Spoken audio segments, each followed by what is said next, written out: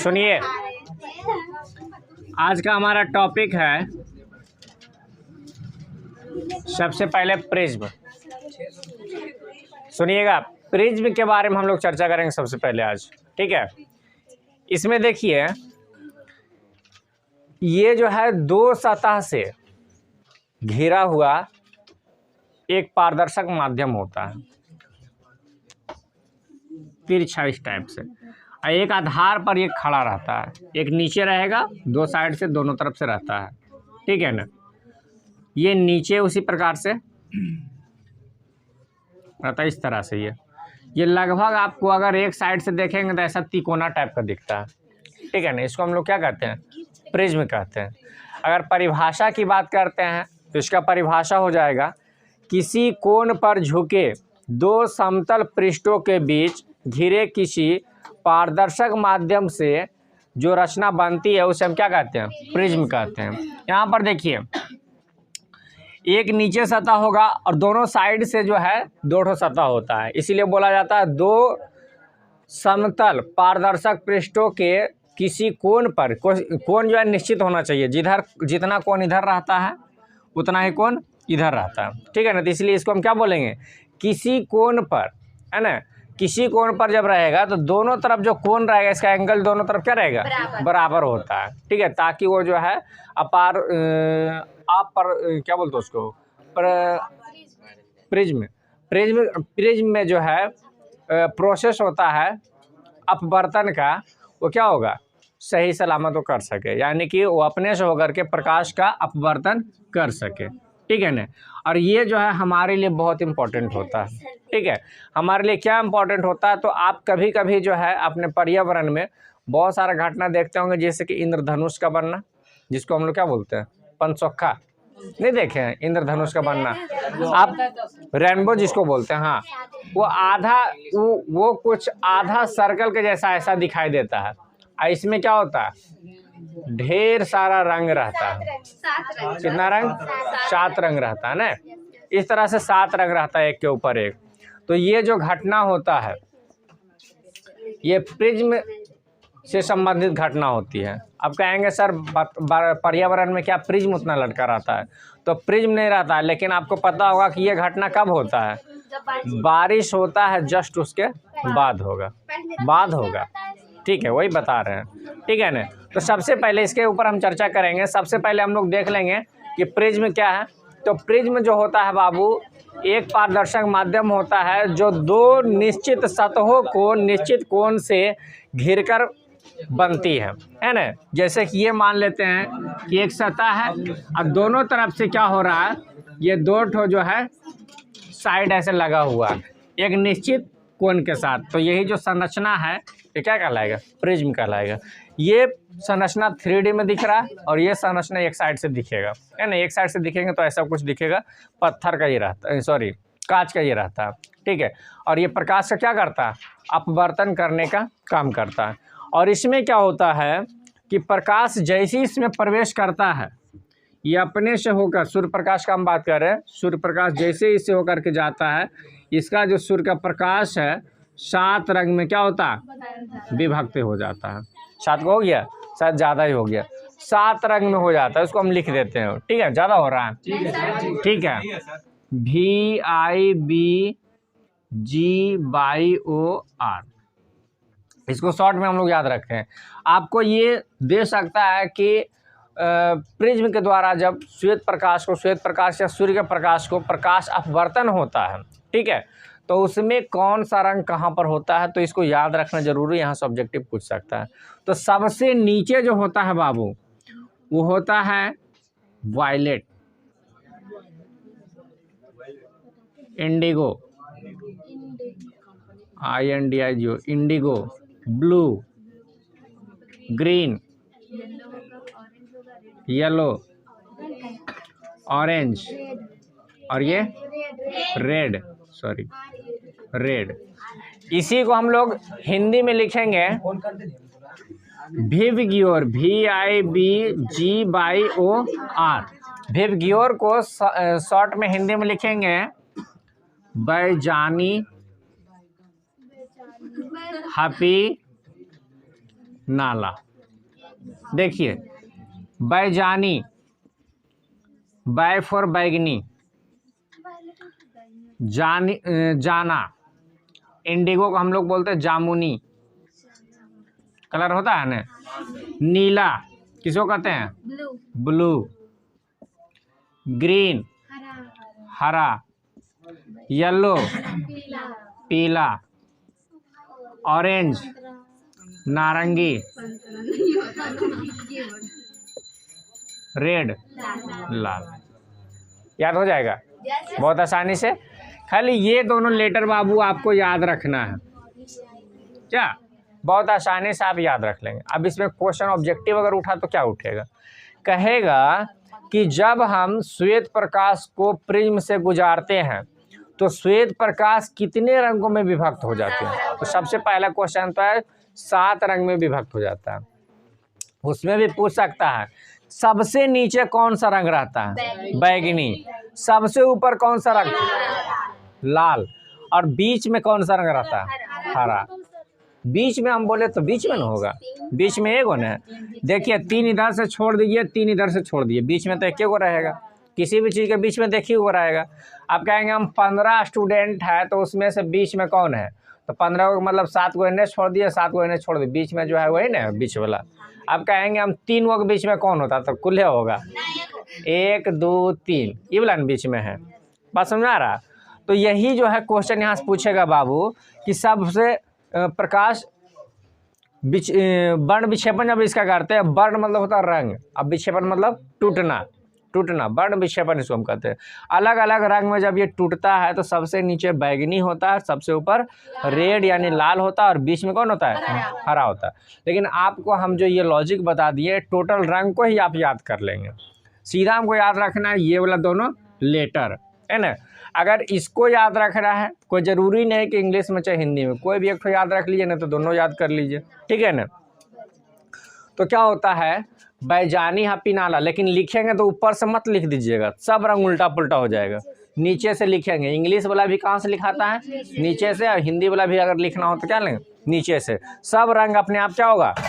सरिया जाएगा, ठीक है ना। सब रंग अपने आप सरिया जाता है, बड़ी आसानी से आप इसको देख सकते हैं कौन सा रंग में कहाँ पर पोजीशन होना चाहिए, ठीक है। बैजानी हापी नाला या फिर भिव गियोर, बड़ी आसानी समझ में आ जाएगा। अब इसी का जो है ये उपयोग करता है पर्यावरण में, जो होता है आपका इंद्रधनुष का निर्माण, वो इसी का निर्माण करता, इसी के थ्रू वो निर्माण करता है। इसके ऊपर डिस्कशन करेंगे आगे दिया। इसके पहले हम लोग को लेंस के बारे में पढ़ना होगा, है ना। इसके प्रिज्म के बाद हम लोग को किसके बारे में पढ़ेंगे? लेंस के बारे में। तो देखिए प्रिज्म का जो है संरचना लगभग हम लोग देख चुके हैं, ये इसमें ज़्यादा कुछ पढ़ना नहीं है। प्रिज्म जो क्या था, ये कह रहा था किसी कोण पर झुके 2 समतल पृष्ठों के बीच घिरे किसी पारदर्शक माध्यम को हम क्या कहते हैं? प्रिज्म कहते हैं। किसी समतल सतह पर घिरे किसी 2 कोनों पर झुके हुए समतल माध्यम को हम क्या कहते हैं? प्रिज्म कहते हैं। ये एक समतल सतह है, दोनों साइड से घिरा हुआ है, और ये पारदर्शक माध्यम होना चाहिए। ऐसा नहीं कि पत्थर का बना देंगे या लकड़ी का बना देंगे, प्रकाश इससे पार करेगा? नहीं करेगा। पारदर्शक माध्यम होना चाहिए, तो ये इसी का हम क्या कहते हैं? प्रिज्म कहते हैं। प्रिज्म का काम क्या है? अपने से होकर जाने वाले प्रकाश को क्या करना? विक्षेपित करना, वर्ण विक्षेपित करना, अलग अलग भाग में उसको तोड़ देना, ठीक है ना। ये क्लियर हुआ। अब हम लोग देखेंगे लेंस के बारे में। लेंस तो आप लोग जानते होंगे पहले से ही, ठीक है। लेंस कितना प्रकार का होता है? 2 प्रकार का होता है, ठीक है। कहता है लेंस पारदर्शक पदार्थ का वह टुकड़ा होता है जो 2 निश्चित ज्यामितीय सतहों से घिरा होता है।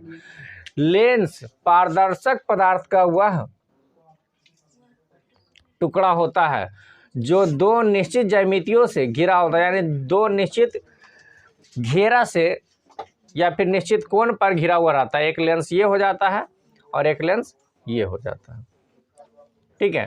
तो जो बीच में ऊंचा रहता है उसे हम लेंस कहेंगे कौन सा? उत्तल लेंस। लेंस तो है ही। और ये जो बीच में गड्ढा रहता है उसे हम क्या कहेंगे? अवतल लेंस। अवतल अवतल अवतल लेंस, ठीक है। 2 ठो लेंस हो गया। कौन कौन? उत्तल लेंस और अवतल लेंस। उत्तल लेंस क्या होता है? बीच में फुला हुआ रहेगा, और अवतल लेंस क्या होता है? बीच में गड्ढा होता है, धंसा हुआ रहता है। पहचान जाएंगे बड़ी आसानी से।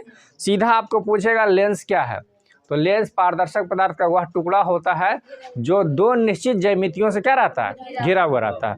लेंस पूछेगा कितना प्रकार का होता है, दो प्रकार का। कौन कौन लेंस, उत्तल लेंस और अवतल लेंस। उत्तल लेंस बीच में मोटा होता है, अवतल लेंस बीच में धंसा होता है या गड्ढा होता है। अब देखिए थोड़ा सा इसका अंतर हम लोग देखेंगे। लेंस का अंतर देख लीजिए थोड़ा दर्पण से, ये दोनों में अंतर कौन सी है, लेंस और दर्पण में क्या अंतर है। तो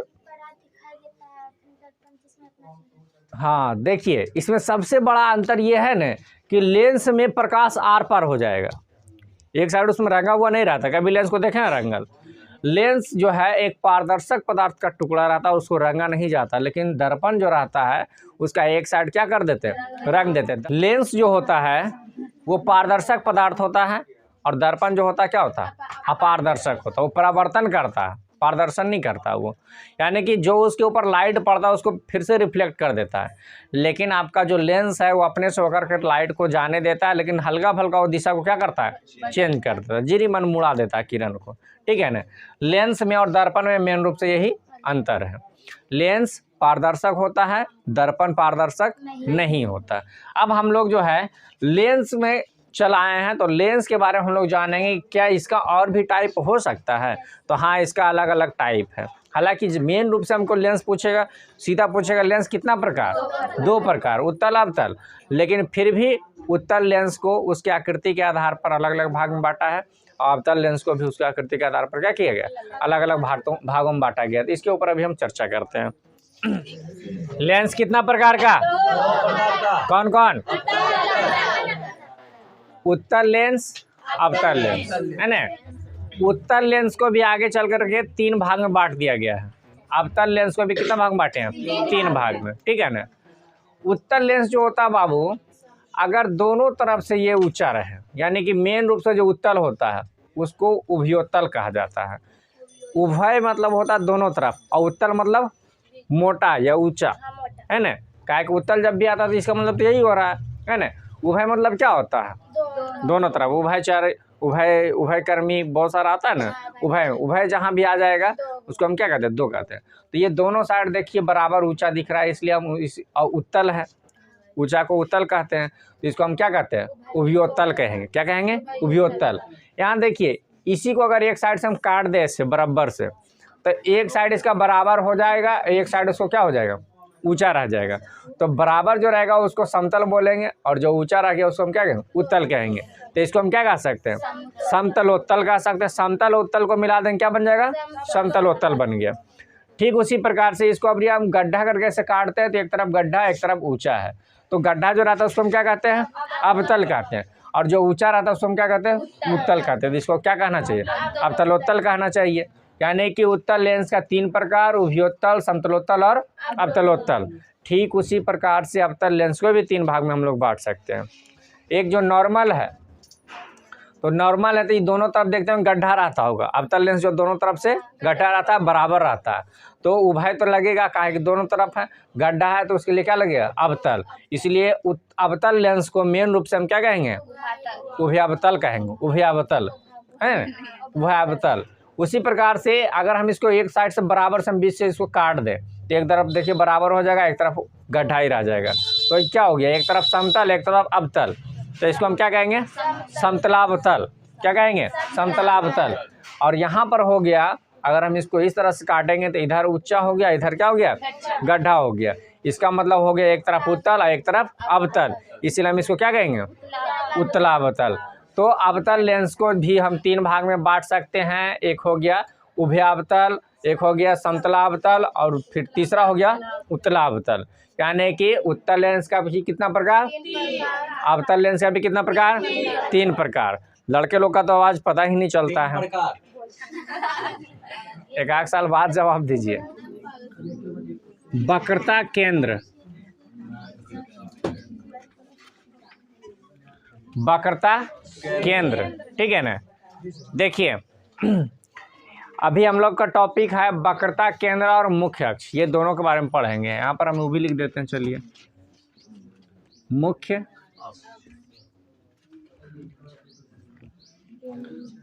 मुख्य अक्ष,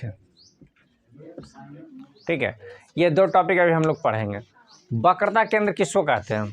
देखिए, एक मिनट, मान लेते हैं ये जो आपका है क्या बना है पता है?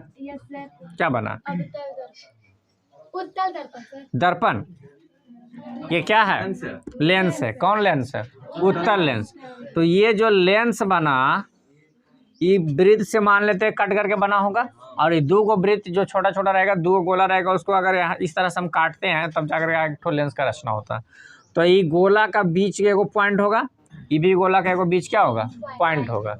तो ये जो गोला का जो बीच का पॉइंट है ना, इसको हम डिनोट कर देंगे C1 से, इसको डिनोट कर देंगे C2 से। तो यही दोनों जो केंद्र है ना, इसी को हम क्या कहेंगे?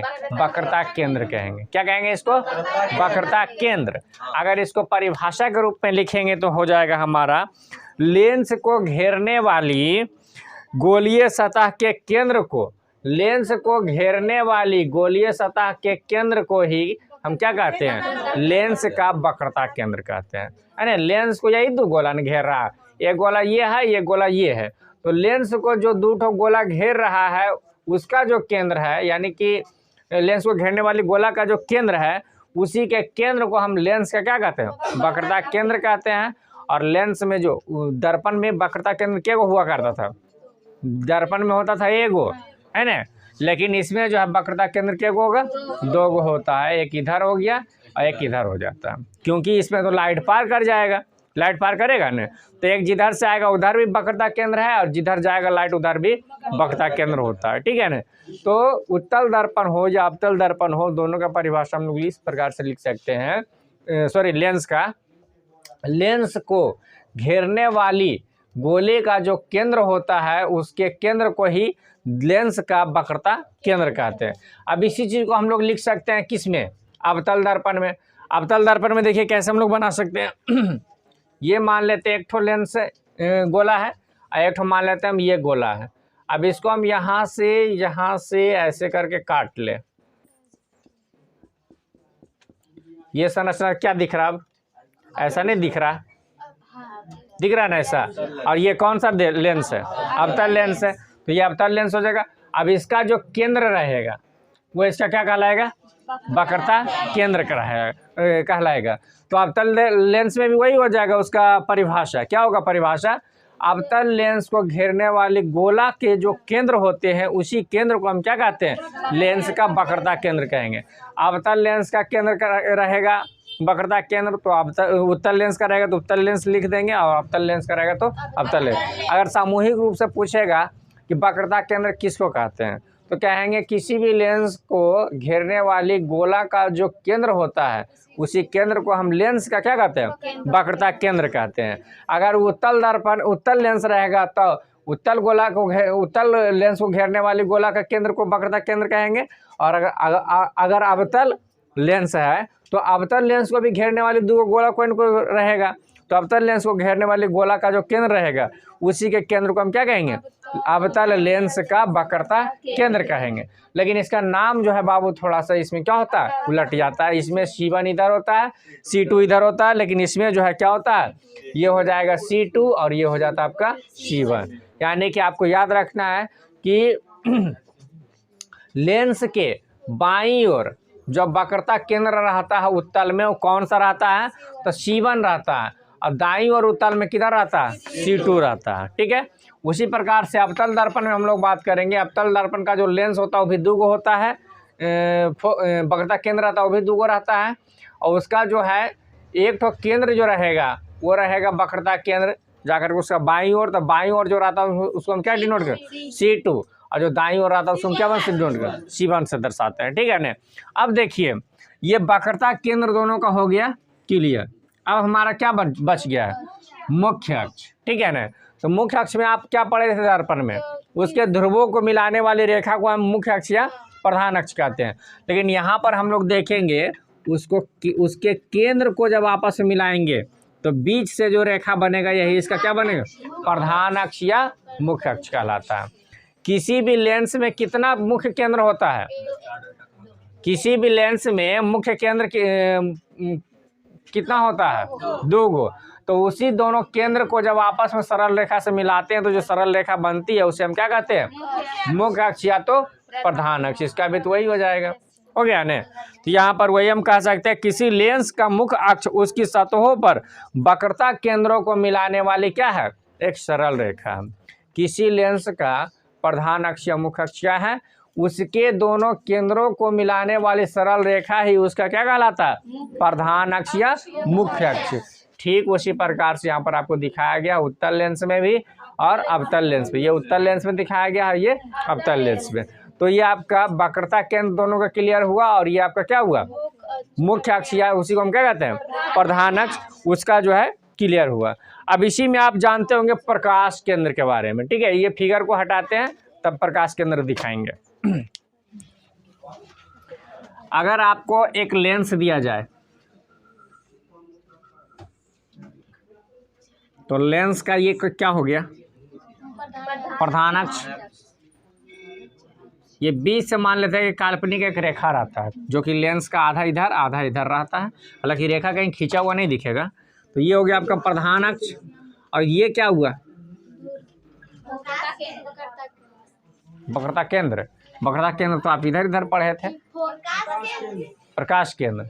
चलिए इसको प्रकाश केंद्र कहते हैं। कहाँ से जाने? देखिए सुनिएगा, अगर इसके ऊपर सुनिएगा, अगर इसके ऊपर हम कहीं से भी लाइट गुजारते हैं तो ये कहाँ से जाएगा? अगर मान लेते हैं कि यहाँ से लाइट हम दे ऐसे, या प्रकाश का किरण जो है इधर से अगर हम गुजारते हैं तो ये प्रकाश केंद्र से हो, ये जो हो करके यहाँ से गुजरेगा वो निकलेगा किधर? तो ये सीधा निकल जाता है। नीचे तो जाएगा लेकिन कैसे जाएगा? सीधा निकल जाता है बिना विचलन के। ठीक है ना? क्या होता है? बिना विचलन के फोकस अपना जगह पर नहीं है।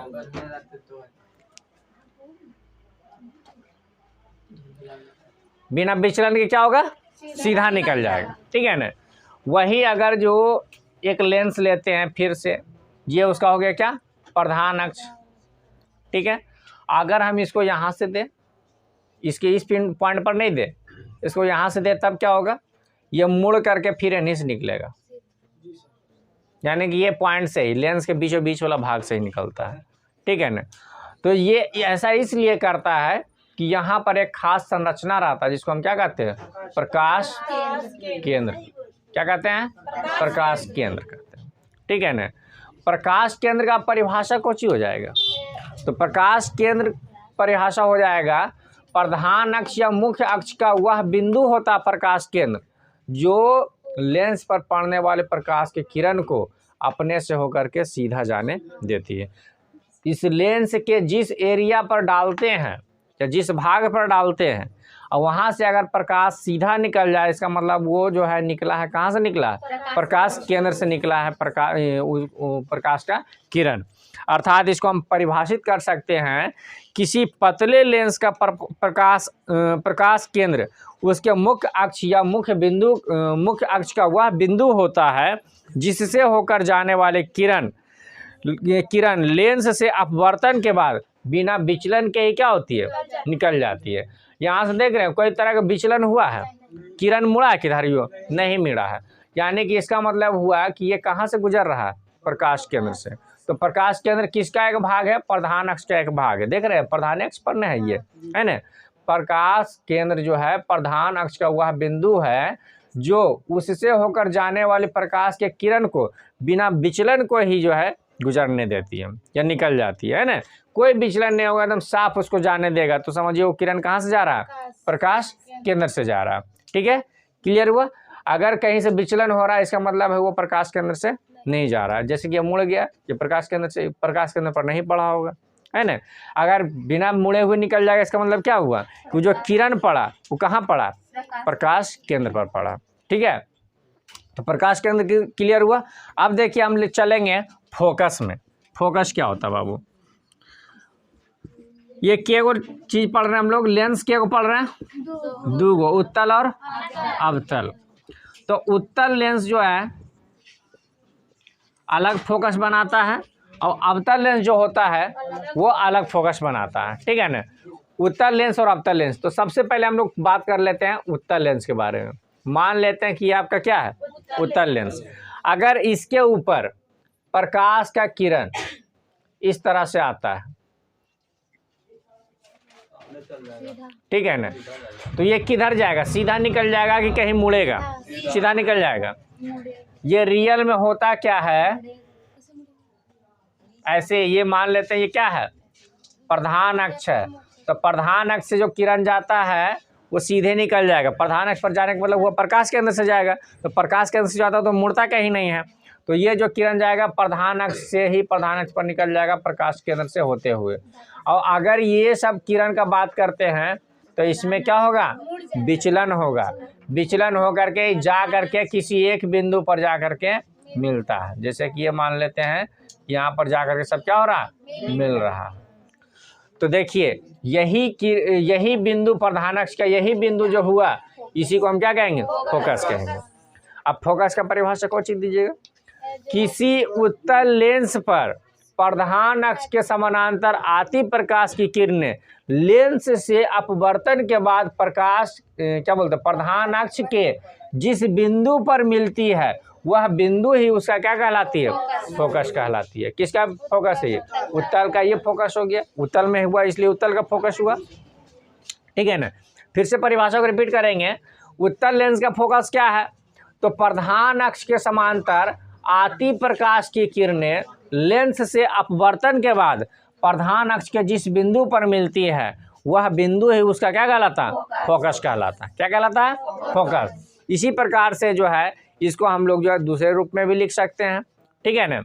अगर अवतल लेंस का बात करेंगे, अवतल लेंस का बात करेंगे तो वहाँ पर भी कुछ इसी प्रकार का दिखेगा। अवतल लेंस में अगर हम लेते हैं तो क्या होता है, अगर हम अवतल लेंस में लेते हैं तो ये इस प्रकार से कुछ दिखाई देगा। बीच से जो रहेगा तो बीच से निकल जाता है सीधे प्रकाश के अंदर के होते हुए, ठीक है। और ये सब जो है बीच का नहीं है। यहाँ से काल्पनिक रेखा दे सकते हैं और ये आपका क्या है, प्रकाश केंद्र है। और ये जो बीच में है ये क्या है, प्रधान अक्ष या मुख्य अक्ष। तो यहाँ से जो आएगा बाबू, ये अब किधर उलटना चाहिए, किधर इसको जाना चाहिए, यहाँ तक तो आया ठीक है। इसके बाद ये किधर भागेगा, नीचे। उत्तल लेंस में नीचे भागता है, यहाँ से ये अपोजिट भागेगा, यहाँ से ये उल्टा भागता है, ठीक है ना। कहाँ भागेगा, ऊपर।